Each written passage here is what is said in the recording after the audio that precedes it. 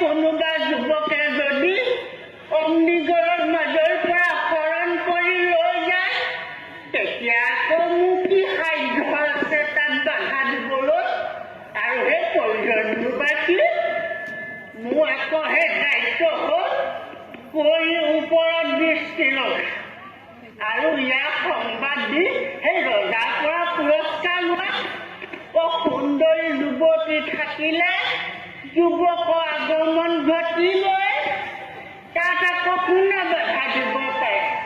সেই আগতে ময়ো সেই কমজনী নাছিলোঁ নহয়